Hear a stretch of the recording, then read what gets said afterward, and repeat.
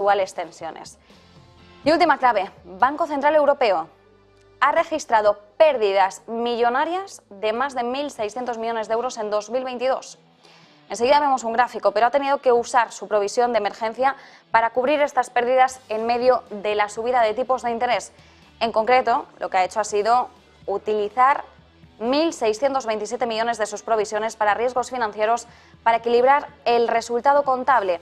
Y estos millones son el colchón que ha ido acumulando el Banco Central Europeo para ocasiones como esta.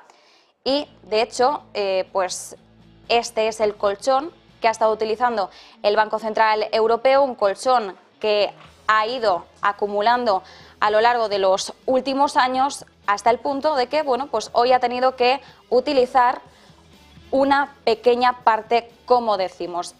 En este caso, vamos a verlo a continuación en el gráfico que les estábamos mostrando anteriormente, vemos cómo han terminado a cero los beneficios para 2022. Bien, como decimos, el aumento de los tipos de interés está reduciendo las ganancias o incluso provocando pérdidas de algunos bancos centrales. Es decir, que las propias decisiones del Banco Central Europeo son las que han generado estas pérdidas. Son el precio que hay que pagar para controlar la inflación, tal y como señala el Banco Internacional de Pagos. Y el propio Banco Central Europeo ha reconocido que su lucha contra la inflación puede generar un deterioro de los resultados, al menos durante un tiempo. Y en este caso, estos números rojos se deben al mayor gasto por intereses del Banco Central, que ahora tiene que remunerar su pasivo frente a los tipos negativos del año pasado.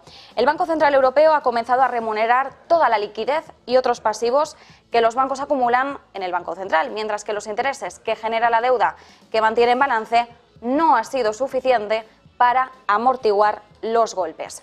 Como vemos en el gráfico, el beneficio neto ha sido de 0 euros en las cuentas anuales, en el anterior gráfico, este todavía no, en las cuentas anuales pertenecientes a 2022, después de haber utilizado esas provisiones para no quedarse en números negativos. El Banco Central Europeo tenía una provisión de más de 8.200 millones de euros que ha ido construyendo durante años de beneficios. Y en solo un año, este colchón ha caído un 20% y después de esta liberación de provisiones se ha quedado con más de 6.500 millones. Es decir, el colchón ha bajado, pero todavía sigue teniendo 6.500 millones, que no está nada mal de colchón.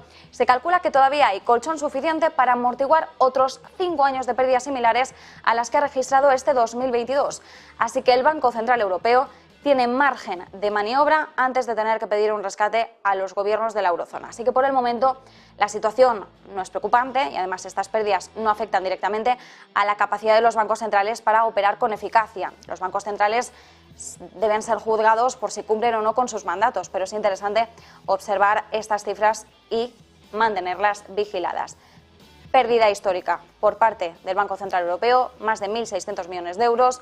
Ha sido la tajada que ha tenido que coger de ese colchón que tenía de más de 8.000 millones. Bueno, todavía tiene un colchón de más de 6.000 millones, pero interesante, y ahí veíamos cómo se quedaba a cero el beneficio. Y esto además, estas cifras, estas cuentas, este ejercicio fiscal, lo ha publicado en un día en el que conocíamos, y ahora vamos a pasar al siguiente gráfico, el dato de inflación de la eurozona. Habíamos conocido el flash y ahora ya tenemos la lectura. La inflación general se queda en un 8,6% y atención, que es una décima más respecto al flash, que era del 8,5%. Y es también 7 décimas mejor respecto a diciembre, donde teníamos un 9,2%.